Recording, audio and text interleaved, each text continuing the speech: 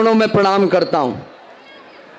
मैं प्रणाम करता हूं शिक्षा के जनक सावित्रीबाई फुले, ज्योतिबा फुले को, साहू जी महाराज को। मैं प्रणाम करता हूं डॉक्टर बाबा साहब अम्बेडकर को, जिन्होंने अपना पूरा जीवन महिलाओं और समाज को तिरस्कृति से बचाने के लिए और आगे लाने के लिए समर्पित कर दिया। भारत राष्ट्र को गौरव प्रदान करने के लिए समर्पित कर दिया। मैं आज दक्षिण पश्चिम की धरती पर भगवान राम के बेटे कुश के वंशज, सम्राट अशोक के वंशज, चंद्रगुप्त मौर्य के वंशज, भगवान बुद्ध के वंशज, ऐसे गौरवशाली इतिहास के प्रणेता यहाँ उपस्थित जागरूक कुशवाहा जो हमारे योगेश मान सिंह जी के नेतृत्व में, युवा नेतृत्व में इकट्ठे हुए हैं, इनको मैं नतमस्तक होता हूं, इनको जन जन प्रणाम करता हूं, कण कण प्रणाम करता हूं। हमारे मंच पर उपस्थित कुशवाहा समाज के प्रदेश अध्यक्ष, युवा प्रणेता आदरणीय योगेश मान सिंह जी, नारायण सिंह कुशवाहा जी जो संरक्षक हैं कुशवाहा समाज के, हमारे धर्मेंद्र कुशवाहा जी, और समाज की गौरव नहीं राष्ट्र की गौरव एडवोकेट सीमा समृद्धि कुशवाहा जी, उनको भी मैं कण कण प्रणाम करता हूं।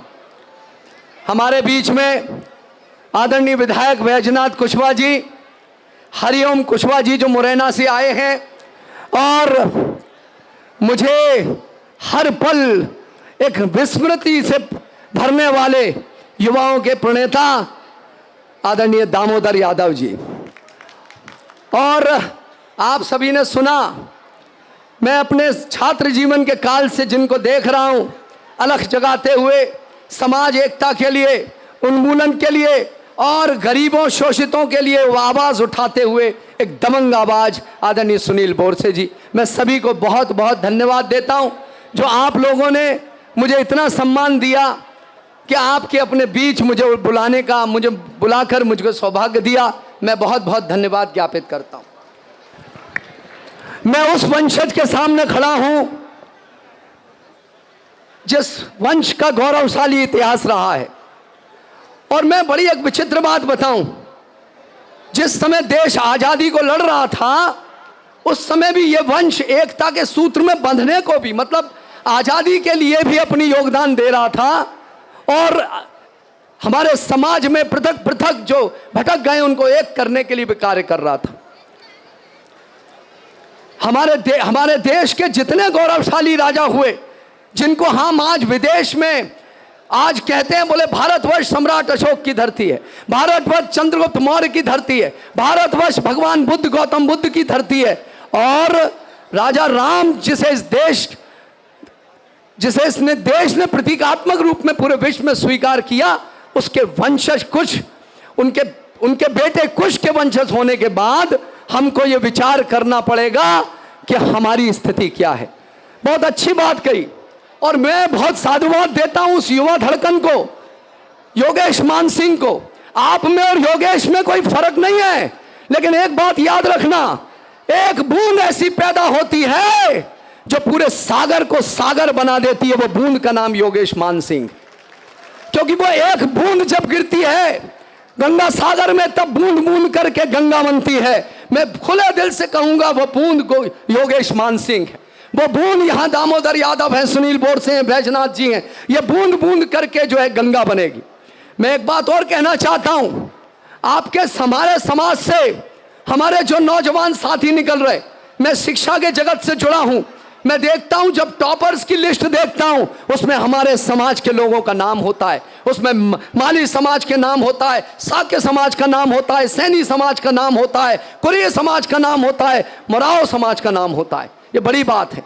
आपको पता नहीं होगा 2013 में मुजफ्फरपुर में दंगे हुए और उसको कंट्रोल जिस लेडी सिंगम में किया वो भी आपके समाज से आती है, वो भी आपके समाज से, सैनी समाज से आती है, मंजिल सैनी। मैं उसको भी प्रणाम करता हूं। दीपेंद्र कुशवाहा, नारायण कुशवाहा, सौरव कुशवाहा, दीपक सैनी, ये सब आईएएस आपके समाज से निकले हैं जो बिहार, उत्तर प्रदेश और मध्य प्रदेश की धरती को सुशोभित कर रहे हैं। नेताओं से हटकर राजनीति से लेकर नीचे तक आपके समाज की बराबर हिस्सेदारी है। बात तो सही है कि जिसकी जितनी संख्या भारी उसकी उतनी हिस्सेदारी। मैं बताऊं, यह समाज, मुझे ज्यादा ज्ञान नहीं है, पर मैं समझता हूं 10 करोड़ से ऊपर यह समाज पूरे भारतवर्ष में निवास करता है। 10 करोड़ क्या होता है? हो सकता है मेरी संख्या कम हो, आप सुधार देना, लेकिन यह संख्या बहुत है। मैं देखता हूं मुट्ठी भर लोग जो इस भागीदारी करते हैं, उनका प्रभुत्व पूरे भारत देश में विभिन्न विभिन्न स्थानों से होता है। सवाल यह है कि देश का विकास कैसे होगा? यदि मैं आपकी बात समझना चाहूं, समझ सकता हूं। यदि मेरे मन में भाव है, आपके बीच जाऊं, उठूं बैठूं तो समझूंगा। पर मैं निसंदेह कहता हूं कि योगेश मान सिंह, नारायण सिंह कुशवाहा या बैजनाथ कुशवाहा ज्यादा अच्छे से आपकी बात समझ पाएंगे, क्योंकि ये आपके समाज से आते हैं, या आपकी रीति जानते हैं, या आपके पारिवारिक बंधनों को जानते हैं, आपके रीति रिवाजों को जानते हैं। जब तक आपके बीच से चुनकर ऐसे होनहार युवा नहीं आएंगे, ये समाज जो बृहद रूप में इकट्ठा है भारत देश में, वो भारत के चिन्ह पर नहीं आएगा। और जब तक ये खंड खंड होकर ये जो सारे समाज अखंड भारत बनाने के लिए इकट्ठे नहीं आएंगे, जब तक ये भारत विश्व गुरु नहीं बन सकता। क्योंकि सबकी हिस्सेदारी बराबर होना पड़ेगी, सबकी बात वहां रखनी पड़ेगी। इसलिए मैं आपसे निवेदन करता हूं, ये आज जो संख्या है इसको प्रणाम करता हूं। दोबारा जब यह संख्या यहां से आपके नेताओं द्वारा आवाहित की जाए कि दुगनी होना चाहिए, यह ज्यादा होना चाहिए, क्योंकि एक दिन का कष्ट, एक दिन का आपका तप आपके आने वाले भविष्य को सुसज्जित करेगा, उसको सुरक्षित करेगा, उसको यशस्वी बनाएगा, उसको सुशोभिमान बनाएगा। ये बात आप समझ लीजिए। हम लोग एकता में बनने के लिए अलग अलग विखंडित हो जाते हैं। मैं प्रणाम करता हूं योगेश मान सिंह को। मैं प्रणाम इसलिए करता हूं, किसी पद पे नहीं होने के बावजूद मैं बराबर संपर्क में रहता हूं। निरंतर इस समाज की चिंता करना, गली गली में इस समाज को जोड़ना, बृहद रूप से कल्पना करना, यही एक युवा का कर्तव्य है। मैं देखता हूं कि आज केवल जो जिस तरह से परिपाटी चली आ रही है चुनाव में, जैसे कि एक परिपाटी चली आ रही है, जो पुरानी रीति रिवाज, पुराने ढर्रे चले आ रहे हैं, उससे जो है राजनीति चलती आ रही है। राजनीति में हम लोग अपनी भागीदारी नहीं देते, क्योंकि कोई व्यक्ति ऊपर से टिकट लेके आ जाता है और हमको मजबूरी में उसके पीछे चलना पड़ता है। हम 2 3 4 चिन्ह पहचानते हैं। मैं एक बात बताऊं, सामाजिक क्रांतियां ऐसे नहीं हुई। सामाजिक क्रांति एक नेता से हुई और उसने अपने विचारों से आंदोलित कर दिया और सड़कें फट गई और भारत देश में हड़कंप मच गया। मैं ये भी बताना चाहता हूं कि यदि ये परिपाटी ढर्रे वाली राजनीति चलती रही, जब तक जनता का उसमें योगदान नहीं रहा, जब तक स्थिति खराब होती रहेगी। जनता का अधिकार होना चाहिए कि जो उनकी आवाज उठाता है, जो उनके दुख सुख में रहता है, जो उनका भाई, बेटा, पिता बन के रहता है, बहन बन के रहता है, उसको नेता रिकॉग्नाइज करें। उसको बड़े नेता जिनके कानों में यदि रुई भी लगी है तो रुई हट जाए और उनका चेहरा दिखे, उनकी आवाज उनको सुनाई दे। इसके लिए आपको शामिल होना पड़ेगा, ऐसे कार्यक्रमों को और विशाल बनाना पड़ेगा, ताकि आपका नेता, क्योंकि आपको दिखाई नहीं देगा जो नेता आपका जो मंच पे बैठा है वो कितना संघर्ष करता है रात दिन, वो आपको दिखाई नहीं देगा, क्योंकि उसका संघर्ष आपको सिर्फ तब दिखता है जब वो मंच पे बैठता है। पर मंच पे यदि हजारों लाखों लोग बैठे हैं तो उस एक एक व्यक्ति को जोड़ने के लिए उसका पसीना नहीं, खून भी बहता है। उसको रिकॉग्नाइज करना पड़ेगा, उसको आपको आगे संबल देना पड़ेगा।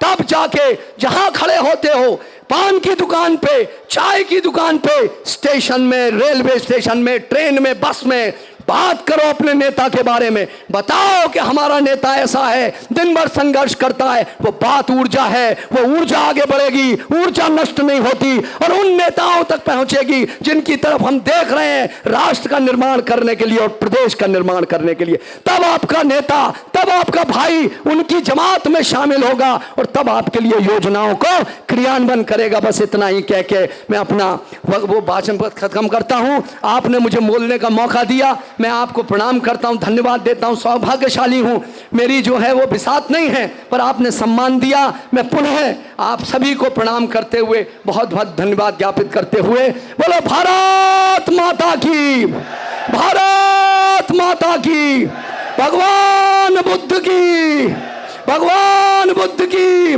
सम्राट अशोक। एक बार जोरदार तालियां हो जाएं प्लीज, जोर से तालियां हो जाएं।